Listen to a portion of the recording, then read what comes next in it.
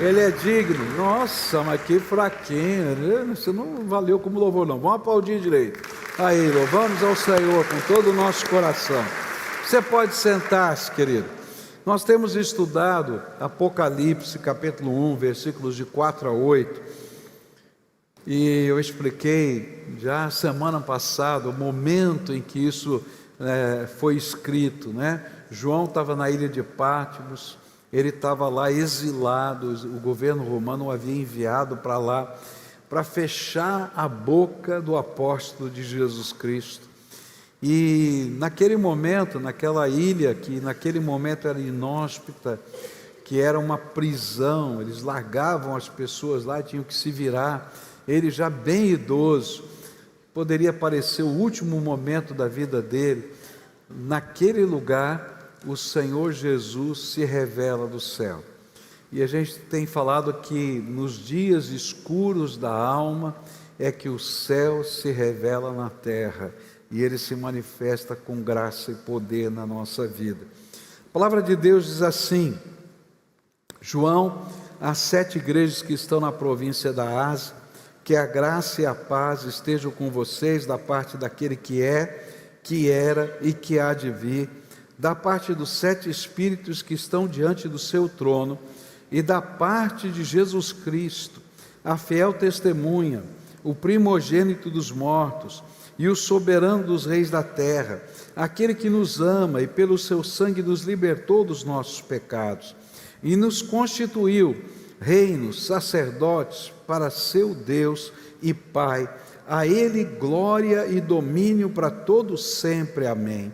Eis que vem com as nuvens, e todo olho verá, até mesmo aqueles que o traspassaram, e todas as tribos da terra se lamentarão por causa dele, certamente. Amém. Eu sou o Alfa e o Ômega, diz o Senhor Deus, aquele que é, que era, que há de vir, o Todo-Poderoso. E nós começamos a estudar esse texto falando que o céu se abriu e revelou quem é Jesus. E as revelações que ele aprendeu foram tremendas. Ele aprendeu que Jesus era a fiel testemunha, o Deus que se fez carne e revelou tudo aquilo que podíamos aprender a respeito do Pai em Cristo Jesus. Depois aprendemos também que ele é o primogênito dos mortos, a vitória final sobre a morte, aquele que garantiu que a morte já foi derrotada e por isso vai haver uma ressurreição dos mortos, a ressurreição daqueles que estão com Cristo para a vida eterna e a ressurreição daqueles que estão sem Cristo para a morte eterna, que é chamado do lago de fogo e enxofre, o inferno, como você queira chamar. Mas a palavra de Deus diz que a ressurreição é uma realidade. Depois, a palavra vai nos dizer que ele é o soberano de toda a terra. Ele tem o controle da história, ele tem o controle de tudo. Mesmo quando a gente acha que não tem controle, que não está entendendo, ele continua no controle. Depois aprendemos que a palavra de Deus disse a João que ele nos ama, e ele é a revelação da nossa salvação, e a gente pôde aprender de como ele está trabalhando esse amor nas nossas vidas. Depois aprendemos também hoje de manhã que ele é aquele que nos liberta pelo poder do sangue do Cristo que morreu na cruz, nos liberta dos nossos pecados. Ele é o poder da transformação, ele entra em tantas áreas diferentes da vida, como estudamos hoje pela manhã. E eu quero concluir o estudo dessa passagem nessa noite, e vamos aprender o seguinte, que vem aqui da palavra de Deus, verso 6, e nos constituiu reino, sacerdotes para o seu Deus e Pai, a ele glória e domínio para sempre, amém. A sexta revelação tem a ver com o privilégio e com a missão que nos foi outorgada. Deus nos deu um privilégio e uma missão. E hoje pela manhã nós vimos que Cristo liberta, que é aquele que liberta, e agora nós veremos aquele que nos comissiona. que nos dá um privilégio e uma missão. Ele nos chama para servir no seu altar, por isso nós somos sacerdotes. E através de toda esta obra revelada, Ele nos fez sacerdotes do seu reino aqui na terra. Se você tem uma experiência viva com Cristo Jesus, e Ele é o Senhor da sua vida, então você é um sacerdote de Deus nessa terra. Pode dizer para quem está perto, ó, você é sacerdote. Se é mulher, é sacerdotisa, tá? Porque a palavra de Deus diz isso. Ele me chamou e Ele chamou você.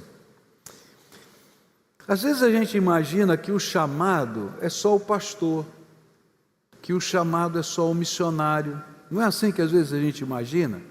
Mas eu quero dizer que todos nós, que um dia nos entregamos a Jesus, fomos convocados pelo Espírito Santo de Deus.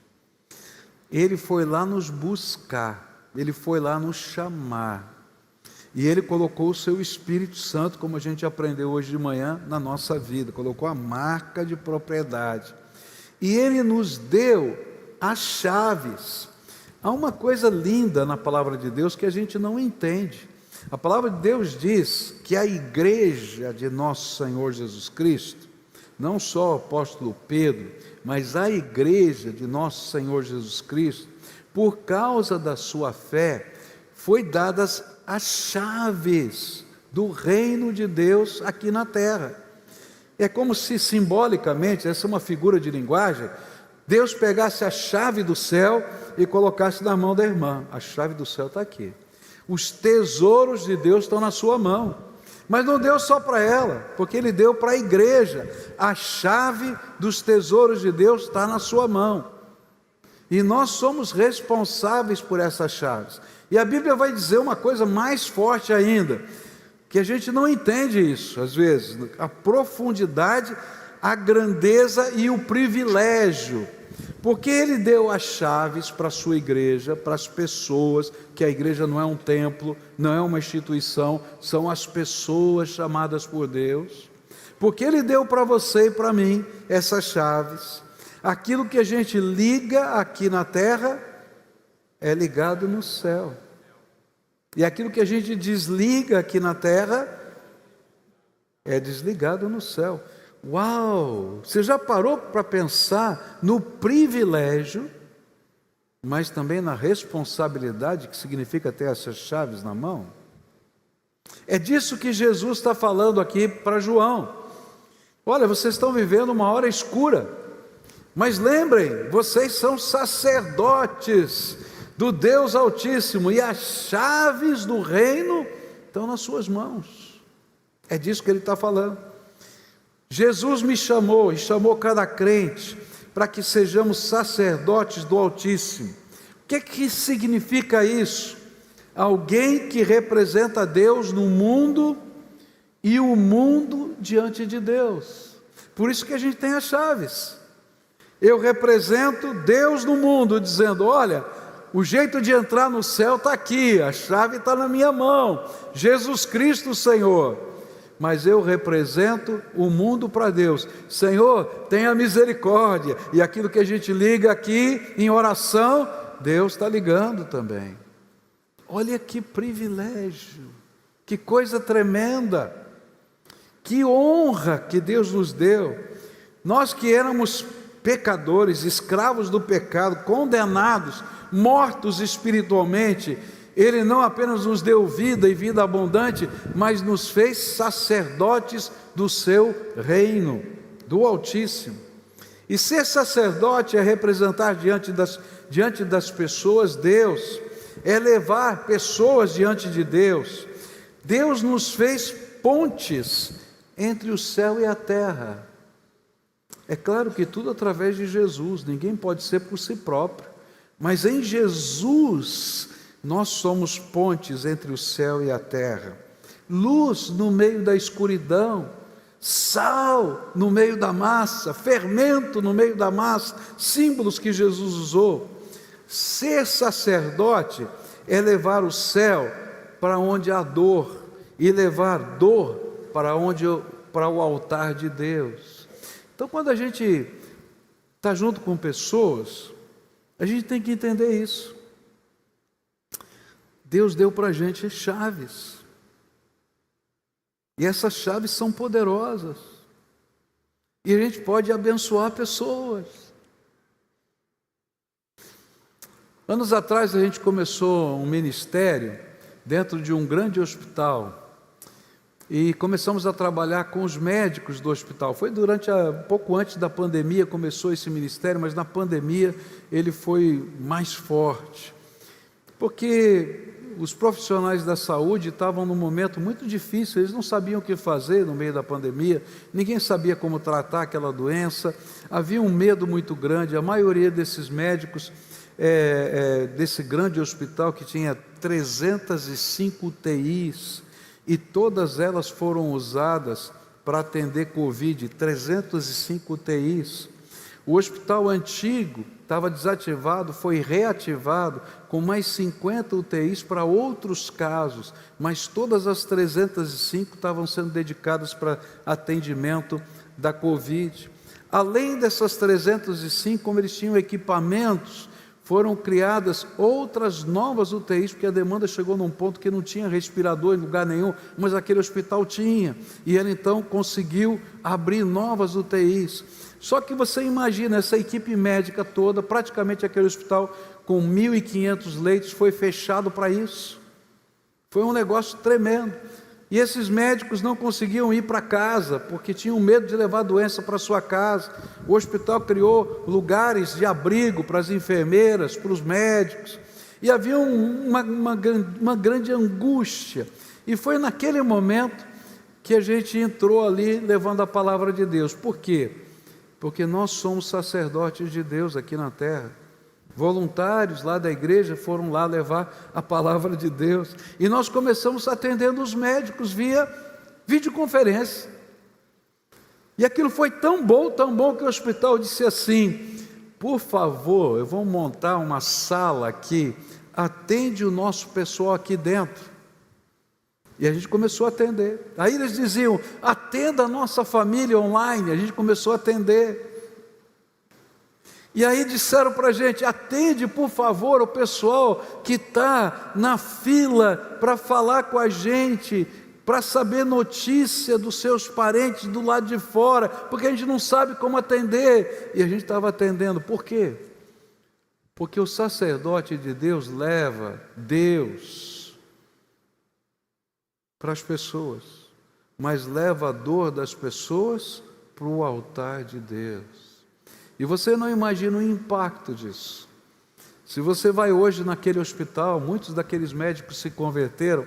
Quando termina aquela visita colegiada, o diretor do hospital, que é um médico, ele para e diz: olha, nós fizemos a nossa parte, mas agora a senhora me deixa, ou o senhor me deixa orar pelo Senhor, porque Deus pode fazer a sua parte. E em todas as visitas ele faz isso. Onde ele aprendeu isso? Ele descobriu que ele também é sacerdote de Deus naquele lugar. Ele está levando a melhor medicina possível, mas ele está levando algo que ele não pode, que ele não tem controle, que é a chave que Deus deu na mão dele.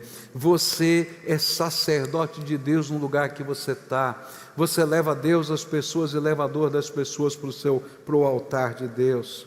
O sacerdote não vive para si, ele vive para a missão.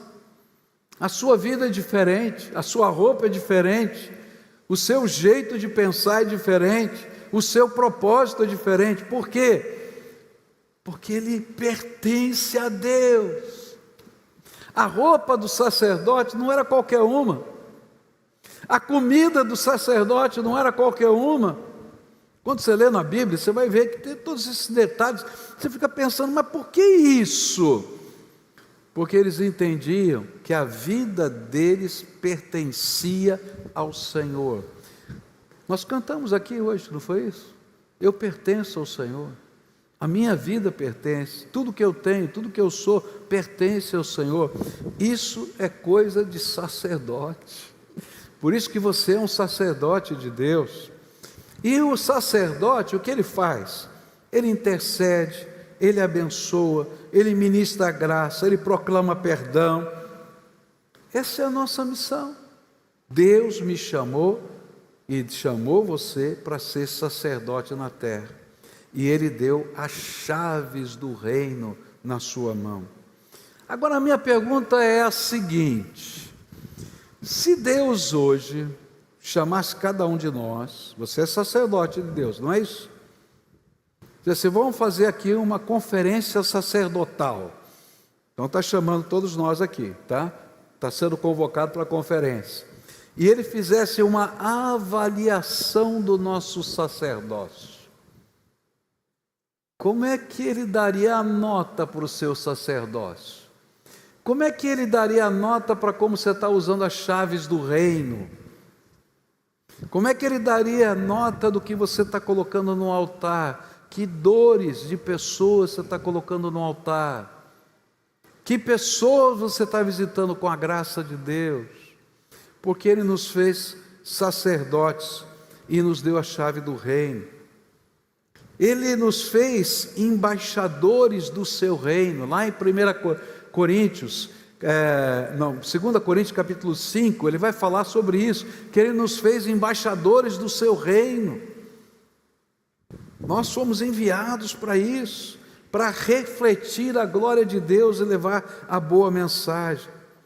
É interessante que muitas pessoas foram ao Rio Grande do Sul no ano passado, centenas até alguns milhares de cristãos se organizaram voluntariamente para servir lá no Rio Grande do Sul. E a nossa igreja mandou um ônibus também de missionários para lá, né? Eles eram voluntários da esperança no meio de uma tragédia incrível que destruiu o estado do Rio Grande do Sul. Eles levaram roupas, levaram comida, eles levaram água, eles levaram limpeza para as casas que estavam agora voltando, quando as águas baixaram, a serem ocupadas. Mas eles levaram orações, eles levaram a palavra de Deus. E um desses agentes deu uma entrevista a um repórter. E ele disse o seguinte, saiu nas mídias aí: a gente veio trazer comida, mas acabou trazendo o amor de Deus para essa terra. Porque o sacerdote leva comida, mas ele não para na comida, ele tem algo mais, ele tem a chave do reino na sua mão. Ser sacerdote é isso, é ser ponte entre a dor da terra e a graça do céu. Onde há sofrimento, o cristão não foge, ele chega. Eu não sei se você sabe, mas tem muitos jovens batistas brasileiros que são voluntários da esperança, hoje atuando lá na Ucrânia, no meio da guerra. Várias equipes têm saído de várias diferentes ações profissionais, como voluntários. Eles pagam a sua conta, pagam a passagem aérea, pagam as suas despesas, vão para lá e passam o tempo das suas férias servindo gente que está vivendo a maior angústia dos seus tempos, uma guerra acontecendo. Trabalhando com crianças, trabalhando com adolescentes, trabalhando com homens, trabalhando com mulheres, ajudando em áreas que estão fragilizadas. Por quê? Porque o sacerdote, ele não leva só comida, mas leva a graça de Deus também. Deus está fazendo coisas extraordinárias. Na Ucrânia aconteceu algo extraordinário. Quando a guerra começou, aquele país estava se tornando um país secularizado e estava se afastando da vontade de Deus.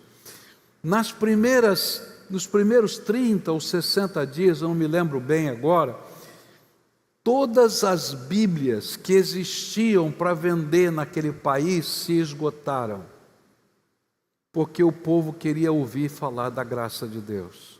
As sociedades bíblicas, eu sou um dos líderes da sociedade bíblica no Brasil, As sociedades bíblicas do mundo se uniram para fazer tiragens em ucraniano e mandar imediatamente para lá, para suprir a demanda de Bíblias que havia naquele país, porque tinha acabado tudo.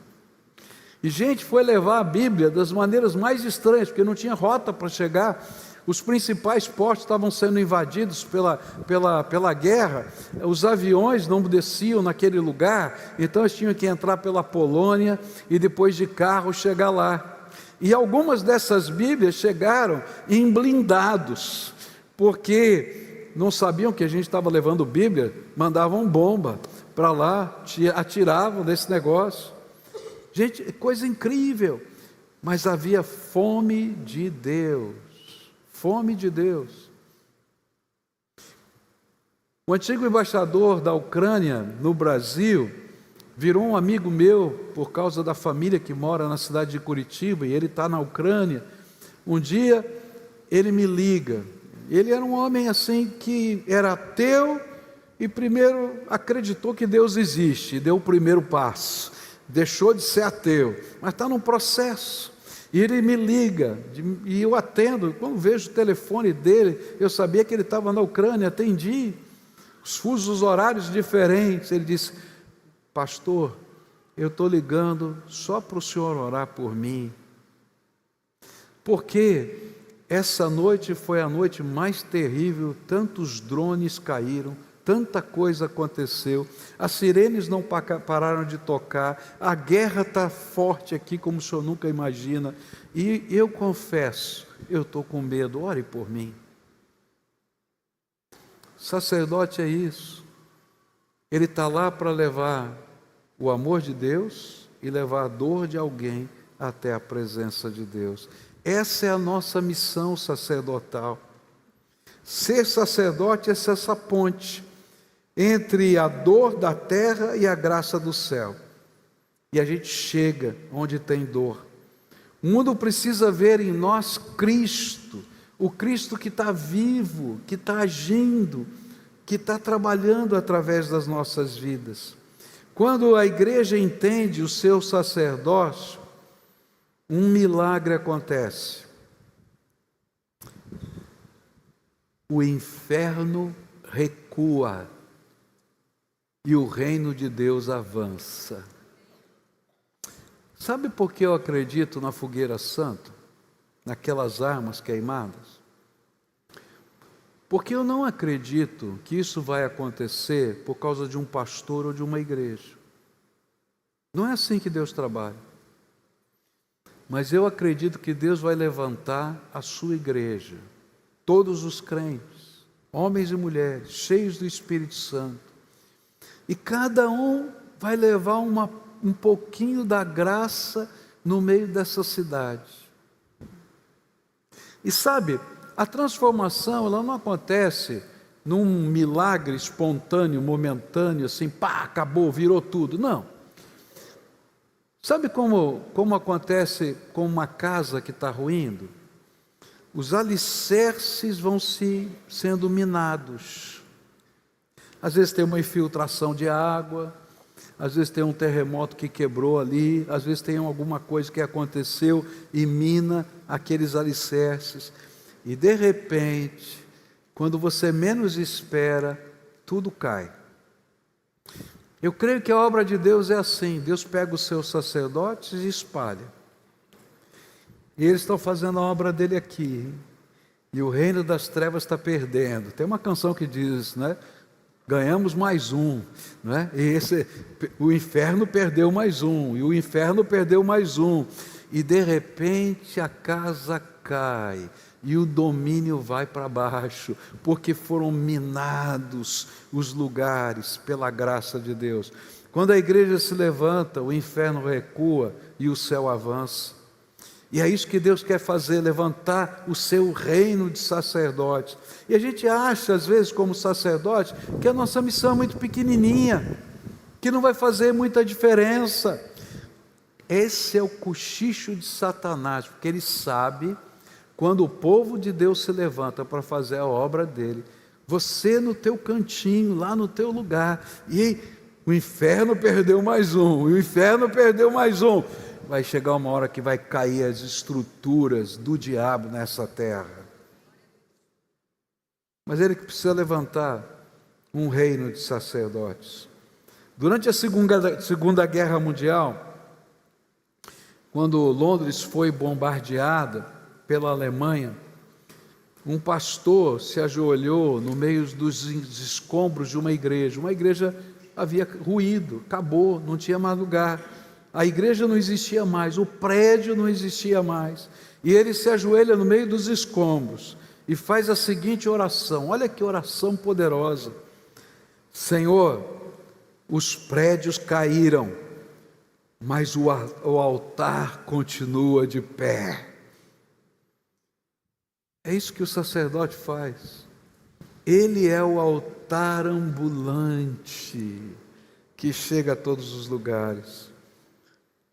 Jesus nos chamou e chamou você para ser sacerdote. E o altar revela a graça de Deus. E nós somos a carta aberta e viva de Deus entre os homens. E a minha pergunta é a mesma. Como é que vai o seu sacerdócio? Como é que está o seu sacerdócio? Tem sacerdote que deixou todos os paramentos, a roupa sacerdotal guardada, ela está toda empoeirada. Está na hora de tirar e vestir e usar. Queridos, você precisa primeiro ser sacerdote na sua casa. Eu quero falar para os homens aqui. Todos os homens, fiquem de pé aqui agora. Quero falar olho no olho. Porque o homem a gente olha no olho assim e fala direto. Não tem rodeio não, tá? Aprenda uma coisa, se você é casado, se você é solteiro, aprenda uma coisa. Deus colocou sobre os homens uma responsabilidade. Você tem que ser sacerdote da sua casa. Quem cuida da vida espiritual da sua família é você. Você é o responsável diante de Deus. E Deus vai pedir contas do seu sacerdócio na sua casa, tá? Quando você não faz, a mulher faz. Mas o papel dela é ser sua ajudadora. O sacerdote é você. Cuida da sua família, cuida da sua casa. Você é responsável, meninos, pelos seus pais. Orem por eles, pela família, pela casa. O sacerdote da casa é você. Você pode dizer amém?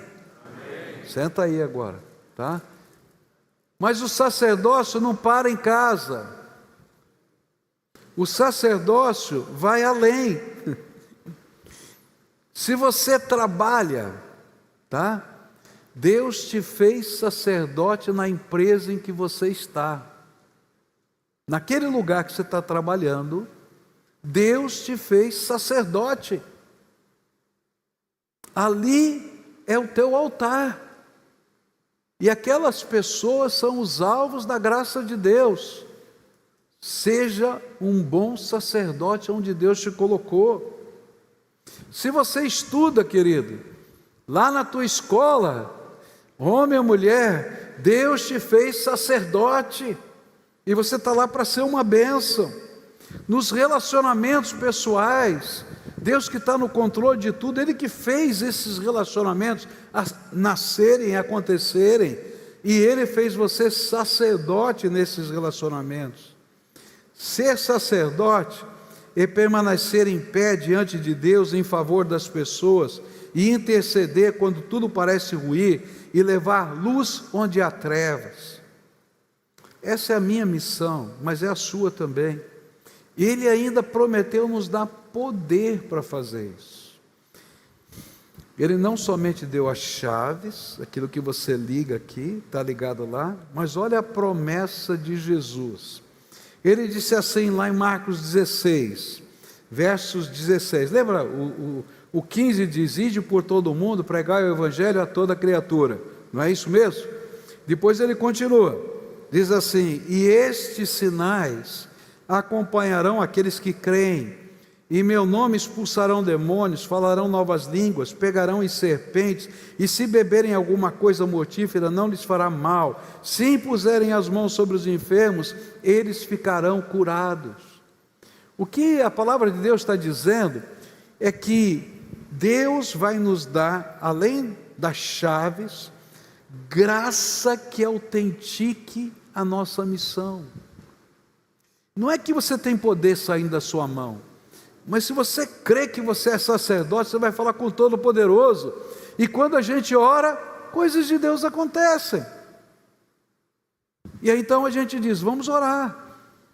E pode perguntar, o que é que Deus fez? Porque Deus vai fazer alguma coisa. Agora, ora com fé, ora crendo que Deus é poderoso.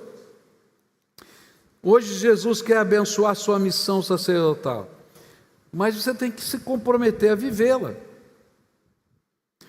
A minha pergunta é, onde você foi colocado? De verdade, você é um sacerdote? Começa pela tua casa. Se não, assume o teu sacerdócio. Se hoje você tivesse que prestar contas do seu sacerdócio, qual seria a avaliação do seu Senhor a esse respeito? Pensa bem. Agora, leva a sério isso, porque Deus continua examinando o sacerdócio de cada um de nós, assim como avaliou o sacerdócio de Eli. Você lembra de Eli? Aquele que cuidou de Samuel? Um dia, Deus dá uma profecia para o menino, para o jovem Samuel. E Eli diz assim, me fale tudo que Deus falou para você, porque eu sei que Deus falou com você. E o menino estava com medo de falar, porque a coisa não era boa não. Porque Deus havia dito que estava avaliando o sacerdócio de Eli. E aí Deus vai condenar a família de Eli, mas vai condenar Eli, o sacerdote, por causa de uma questão, uma palavra chamada omissão. Ele tinha deixado de fazer o que deveria fazer como sacerdote chefe da sua família, quando viu coisas que estavam erradas na casa, no sacerdócio dos seus filhos. E ele se omitiu. E é interessante porque às vezes nós imaginamos que a nossa omissão é um ato de prudência. Já se pegou pensando assim, não, aqui é meu lugar de trabalho, eu não posso falar dessas coisas. Aqui, se eu falar, vai dar confusão aqui. Se eu orar, vai ser complicado. Foi justamente isso, acho que ele pensou, olha, não é bom eu bater de frente com os meus filhos. Mas essa omissão que parecia prudência aos olhos dele, se tornou culpa diante dos olhos de Deus. E ele foi reprovado, não por ignorância, mas por silêncio. Deus o julgou não pelo que ele fez, mas pelo que ele deixou de fazer. E Deus visita o altar não apenas para receber sacrifícios, mas para avaliar os sacerdotes. Algumas orações nossas estão impedidas. Você tem a chave, mas não está funcionando, porque você não está exercendo o sacerdócio segundo a vontade de Deus. Muitos ainda estão diante do altar, mas sem autoridade, porque se calaram quando deveriam falar, e ainda não experimentaram o poder prometido por Jesus. Eu quero falar uma coisa muito séria para você. Jesus continua agindo hoje, poderosamente, Ele faz milagres ainda hoje. Ele é o Todo-Poderoso. Você crê nisso? Então, por que às vezes não acontecem milagres? Por quê? Se a mão de Deus não está encolhida que não possa abençoar, por que às vezes não acontece? É porque o poder que Deus dá são sinais que autenticam a mensagem. Toda vez que a igreja deixa de cumprir a sua missão, ela deixa de ter poder. Mas toda vez que ela se interpõe para fazer a obra de Deus, todo o poder que está nos céus e na terra e está na mão de Jesus é derramado sobre a igreja, para autenticar a mensagem. No meio da missão vem a graça, vem o poder de Deus. Quer ver o poder de Deus na sua vida? Começa a fazer a obra de Deus, e coisas tremendas do Senhor vão acontecer. E ainda hoje o Senhor olha para os seus servos e pergunta: onde está a voz que anuncia a minha verdade? Onde está o zelo que protege a santidade do altar? Quando o sacerdote não cumpre a sua missão, o próprio Deus corrige o sacerdote. Mas todo sacerdote que se arrepende e encontra um Deus disposto a reacender o altar. E sabe, hoje eu vim aqui dizer, Jesus quer reacender o altar da sua vida. Sabe por quê? E esse é o último aspecto. Está nos versículos 6 e 7. Por que Ele quer reacender o altar? Ele nos constituiu reino e sacerdotes para o seu Deus e Pai. A Ele a glória e o domínio para todos sempre. Amém. Eis que Ele vem nas nuvens, com as nuvens, e todo olho verá, até mesmo aqueles que o traspassaram, e todas as tribos da terra se lamentarão por causa dele. Certamente, amém. Eu sou o Alfa, o Ômega, diz o Senhor Deus, aquele que é, que era, que há de vir, o Todo-Poderoso. E a revelação termina com a promessa. Ele está querendo acender a chama do seu sacerdócio, porque ele está voltando. É isso que a Bíblia está dizendo. E ele não está voltando como servo sofredor, porque ele já veio, mas ele está voltando como rei glorioso, não com a coroa de espinhos, porque ele já vestiu, mas com a coroa da sua glória. E quando ele vier, a Bíblia diz que todo olho verá, e os que crerem se alegrarão, e os que o transpassaram, os que o rejeitaram, vão se lamentar, e ele virá para julgar, e virá também para restaurar. Julgar os ímpios de toda injustiça e recompensar os fiéis, e toda lágrima vai ser enxugada daqueles que estão na presença do Senhor. E a Bíblia diz que Ele vai instaurar os novos céus e a nova terra, e por isso o Apocalipse termina com um clamor que deve estar no coração da igreja, do verdadeiro sacerdote.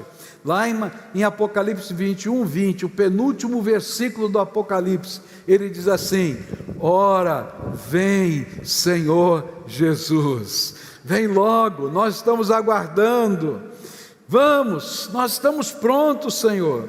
Os que vivem com essa esperança não temem o amanhã, eles sabem o que Cristo, aquele que se revelou no passado, voltará em glória, e cada lágrima será julgada e enxugada.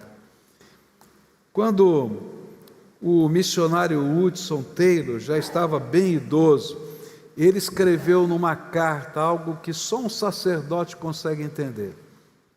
Ele disse assim: o dia da volta de Cristo está mais próximo do que o nosso amanhã.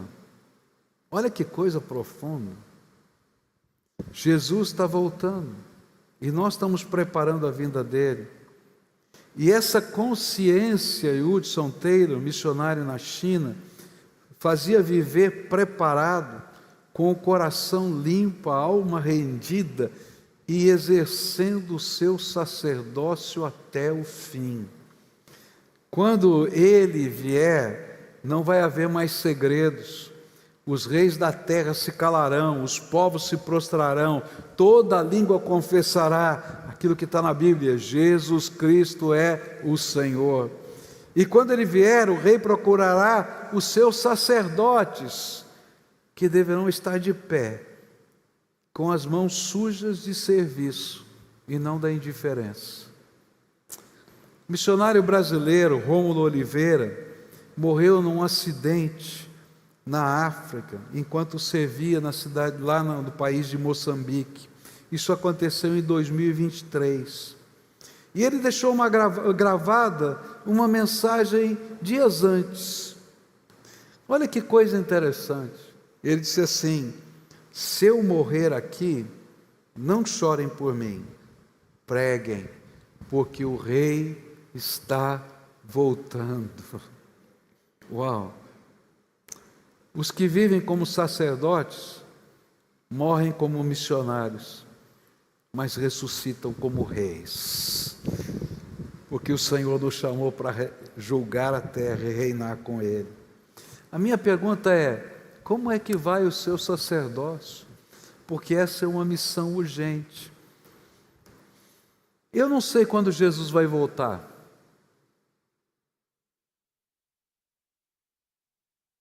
E a Bíblia diz que ninguém sabe, só o Pai sabe o dia que Ele vai voltar.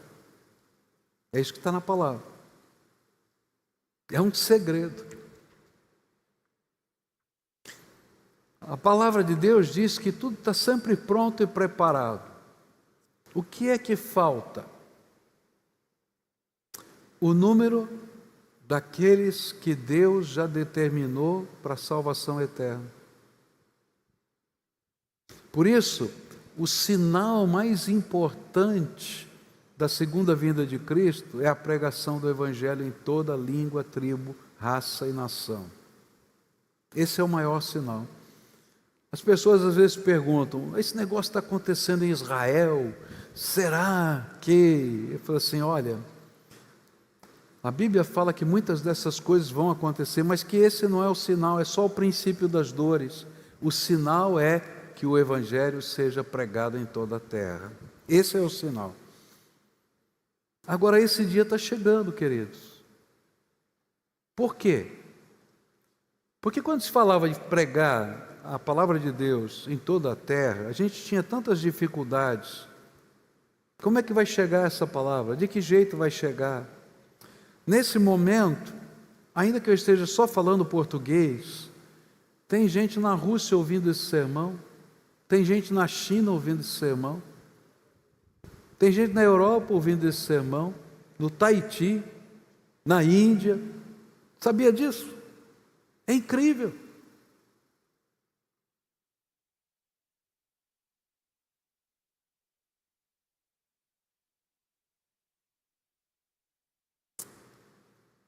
Nunca foi tão fácil a gente terminar a missão quanto agora, por causa da tecnologia. Mas tem um outro lado dessa questão. É que, ainda que Jesus não tenha vindo nos céus e nas nuvens ainda, todo dia Ele volta para alguém.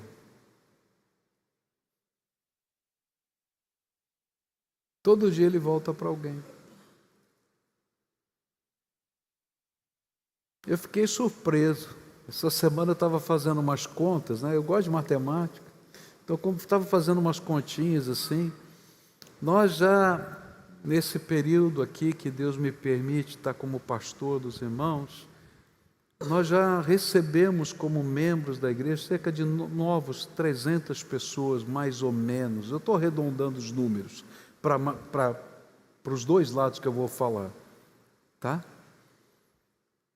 Mas já faleceram entre nós, durante esse período, quase 50 pessoas. Todo dia, Jesus está voltando para alguém. Por isso a missão é muito rápida, é muito importante. E quando Deus te faz sacerdote, tem alguém que está precisando desesperadamente que seja colocado no altar, e Deus colocou você naquele lugar. Nessa noite eu queria terminar essa mensagem com um voto de consagração. Você já foi ordenado sacerdote, quem ordenou foi Jesus. E Ele já deu as vestes para você. Essas vestes serão reveladas na sua volta. A palavra de Deus diz que quando Ele voltar, num piscar de olhos, a gente vai ter o nosso corpo transformado. E todo mundo vai aparecer de uniforme. Não será preto, pode ter certeza. O pessoal briga comigo por causa do preto, né? Mas vai estar de uniforme, viu? todo mundo com vestes brancas. As vestes do sacerdote. E todos nós vamos estar desfrutando da glória do Todo-Poderoso. Mas quando a gente estiver nas nuvens, porque a Bíblia diz que ressuscitarão primeiro os que creram em Cristo, eles são as primícias de Deus, e descerão com Jesus nas nuvens, e todo o olho verá, diz a palavra do Senhor. Num piscar de olhos, aqueles que estiverem vivos naquele momento, serão arrebatados nas nuvens, seus corpos transformados, e todos eles estarão vestidos de vestes brancas. E cada um, eu não sei como é que ele vai fazer isso tão rápido, vai receber um novo nome. Eu não sei qual vai ser o meu nome, mas eu estou tão curioso. Eu não sei se você já parou para pensar nisso, né? Porque a gente acostuma com o nome da gente, né? Fica assim, eu não vou chamar mais Pascoal. Olha só, Deus vai me dar um outro nome, assim como Ele fez com Pedro. Era Simão, virou Pedro. Ele vai me dar um novo nome, sei lá que nome Ele vai me dar. E eu fico pensando, que nome vai ser esse? Mas vai ser automático, eu já vou saber. Aleluia! Mas naquela hora,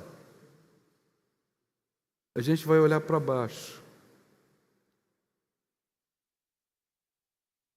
E a gente vai ver um povo desesperado. A Bíblia diz que naquela hora vai ter gente tentando achar uma caverna para se esconder, uma pedra para se cobrir, porque aquela hora é a hora do dia do juízo do Senhor, do julgamento eterno e final, onde Deus vai julgar Satanás e os seus demônios, os seus anjos.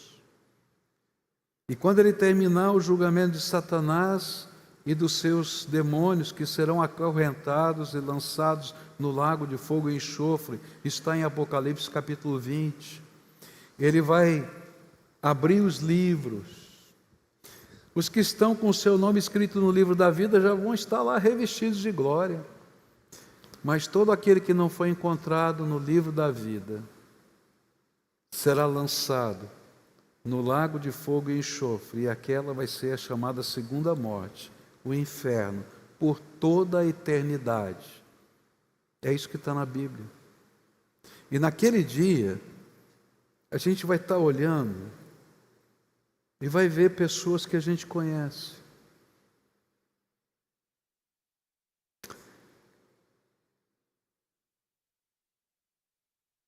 E eu não sei o que a gente vai sentir naquela hora.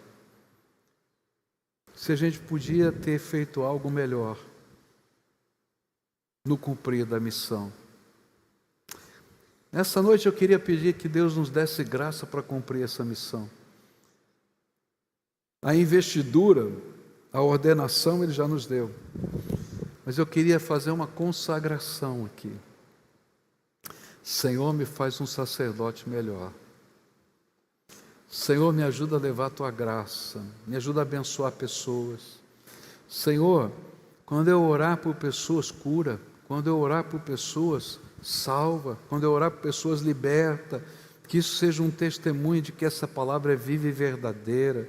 E aí começa a orar, porque não fica só orando para orar, não. Ora pelas pessoas com ousadia, e os sinais de Deus vão confirmar a mensagem do Evangelho. Fica de pé. Eu quero orar por você agora, pedir essa graça de Deus na sua vida. Você já tem a veste sacerdotal, agora você vai buscar graça para cumprir a missão. E talvez nessa hora, eu estou orando para Deus fazer isso com você. Deus te mostre pessoas, algumas pessoas que Ele está dizendo assim, essa aqui eu estou preparando para você, vai lá e abençoa. A minha missão é abençoar. Eu vou lá abençoar. O que Deus vai fazer é problema dele, o que a pessoa vai fazer é problema dela. Mas o meu papel é ser sacerdote, levar a bênção de Deus. O resto, o Senhor faz. Vamos orar por isso? Você concorda com isso? Pode ser? Então vamos orar. Pai querido, nós estamos aqui reunidos debaixo da graça de nosso Senhor Jesus Cristo. Recebemos tantas revelações do céu que foram transmitidas por João, o apóstolo, no Apocalipse. Mas nessa hora eu quero te pedir, vem, ó Espírito Santo, e acende a chama do altar desses sacerdotes que estão aqui. Derrama o fogo do céu sobre nós de tal maneira que possamos ter essa chama acesa. Ó Pai, eu quero te pedir que quando os teus servos orarem por alguém, sinais e maravilhas comecem a acontecer. Quando eles anunciarem a palavra, na simplicidade de cada um, porque o Senhor não nos chamou para sermos teólogos ou pregadores, mas o Senhor nos chamou para sermos testemunhas. Então, quando estivermos dando testemunho da Tua graça, confirma essa palavra com os Teus sinais e prodígios. E que esse Teu povo se alegre em entender que as chaves do reino estão nas mãos deles. Que aquilo que o Senhor prometeu, o Senhor cumpre. Que aquilo que a gente liga aqui na terra, o Senhor liga no céu. E que aquilo que desligamos na terra, o Senhor desliga no céu. Que responsabilidade, mas que honra. Então agora, Senhor, que essas chaves que estão nas nossas mãos, pela investidura do Teu poder, abram a porta do céu para muita gente. E que nós possamos ir nas casas como mensageiros da Tua paz, do Teu amor, da Tua misericórdia, da Tua consolação, e que os Teus sinais acompanhem, de tal maneira que as pessoas olhem para Jesus e digam: Jesus é o Salvador e Senhor, eu quero andar com Ele, ser sacerdote dEle também. Senhor, dá as Tuas chaves agora, e dá a ousadia para usá-las. Que essas pessoas orem por libertação, orem por cura, orem por milagres, crendo que eles não podem absolutamente nada, porque são humanos e pecadores como todos nós somos, mas crendo que o Senhor é o Todo-Poderoso, aquele que ressuscitou, aquele que vive e reina para sempre. Senhor, abençoa a Tua igreja. E Pai, eu quero te pedir,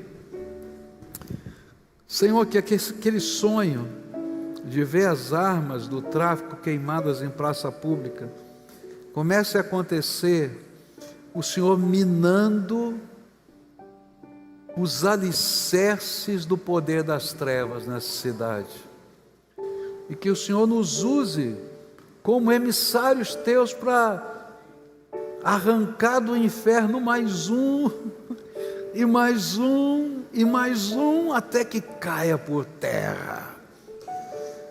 Pai, levanta a Tua igreja, dá esse avivamento poderoso, e que nós possamos com alegria contar dos milagres do Senhor, porque o Senhor é bom e a Sua misericórdia dura para sempre. Usa-nos, Senhor, é aquilo que oramos em nome de Jesus. Amém e amém. Dá a mão para quem está perto de você.